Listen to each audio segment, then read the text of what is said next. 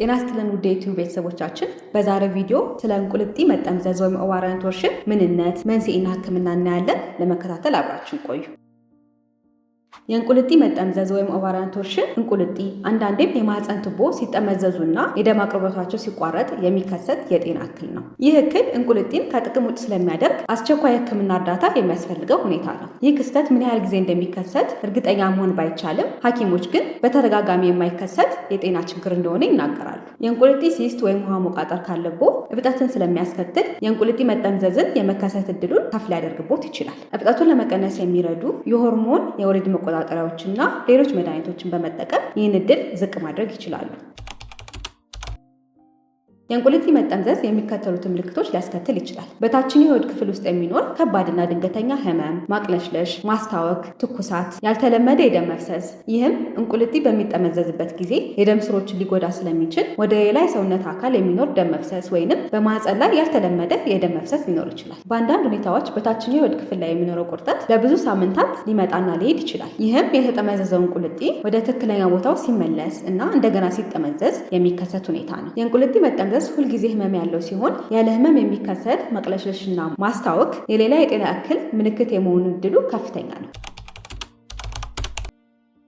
የእንቁልጢ አቀማመጥ ያልተለመደ ከሆነ ለምሳሌ የእንቁልጢ ሲስት ወይም ውሃ መቋጠርና የእንቁልጢ እጢዎች በሚኖሩበት ጊዜ እንቁልጢ ወደ አንድ ጎን እንዲያዘነብልና ሚዛኑን እንዲያጣ ስለሚያደርጉት የእንቁልጢ መጠምዘዝ ሊከሰት ይችላል። ከዚህ በተጨማሪ የሚከተሉት ሁኔታዎች የእንቁልጢ መጠምዘዝ እድልን ከፍ ያደርጋሉ። ፖሊሲስቲክ ኦቫሪያን ሲንድረም ወይም ፒሲኦኤስ የምንለው እንቁልጢ ከማህፀን ጋር የሚያገናኘው ጅማት ወይንም ኦቫሪያን ሊጋመንት ረጅም ከሆነ፣ የማህፀን ቱቦ በቀዶ ጥገና ተቋጥሮ ከነበረ እና መካንነትን ለማከም የሚደረጉ የተለያዩ ሆርሞን ህክምናዎች ይሄን ነገር ሊያስከትሉ ይችላሉ። የእንቁልጢ መጠምዘዝ በማንኛውም የዕድሜ ክልል ላይ ሊከሰት ቢችልም አብዛኛውን ጊዜ ግን በወላድነት ዘመን ላይ ያሉ ሴቶች ላይ ይከሰታል። ይህም በአጠቃላይ ከመጀመሪያ የወር አበባ ዑደት እስከ ማረጥ ያለው ጊዜ ነው። የእንቁልጢ መጠምዘዝ ምልክት ካስተዋሉ አስቸኳይ የህክምና እርዳታ የሚያስፈልጎት ሲሆን ህክምናውን ባላገኙ ቁጥር ለውስብስብ የጤና ችግር የመጋለጥ እድሉ ከፍ ይላል። ሐኪሙ የህክምና ታሪክ ከወሰደ በኋላ የዳሌ የአካል ምርመራ ወይም ፐልቪክ ኤግዛሚኔሽን ያደርግሎታል። እንቁልጢን፣ የማህፀን ቱቦ እንዲሁም ወደ እነዚህ የሚሄደውን የደም ፍሰት ለማየት በማህፀን ውስጥ የሚደረግ የአልትራሳውንድ ምርመራ ወይንም ትራንስቫጃናል አልትራሳውንድ ያደርግሎታል። ከዚህም በተጨማሪ ሐኪሙ የተለያዩ የደምና የሽንት ምርመራዎችን በማድረግ እነዚህ የሚያዩአቸው ምልክቶች በሌላ የጤና እክል እንዳልሆኑ ያረጋግጣል። ምንም እንኳን ሐኪሙ በእነዚህ የምርመራ ውጤቶች በመመስረት የእንቁልጢ መጠምዘዝ አለ ለማለት ቢችልም እርግጠኛ መሆን የሚችለው ግን በቀዶ ጥገና ወቅት እንቁልጢውን በማየት ነው።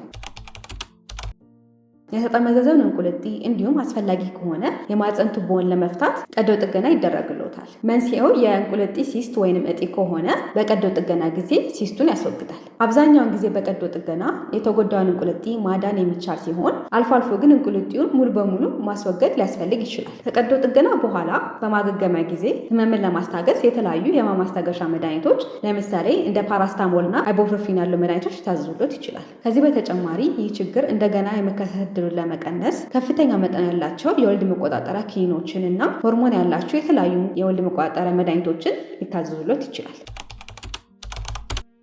የእንቁልጢ የመጠምዘዝ ችግር ያጋጠማቸው አብዛኞቹ ሰዎች ተገቢውን ህክምና ካደረጉ በሁለት ጤናማና የሚሰሩ እንቁልጢዎች ወደ ተዕለት ተዕለት ህይወታቸው መመለስ ይችላሉ። የተጠመዘዘን እንቁልጢ ለመፍታት የሚደረገው ቀዶ ጥገና 90% የሚሆኑ ሰዎች ላይ ውጤታማ ነው። በእንቁልጢ የመጠምዘዝ ችግር ጥያቄ ካሉት ኮሜንሴሽን ላይ ያስቀምጡልን። የማህፀንና የፅንስ ስፔሻሊስት ሐኪሞችን ለማማከር የዌኬር የስልክ መተግበሪያን ከፕሌይ ስቶር በማውረድ ያማክሩ። ቸርን ሰንብት።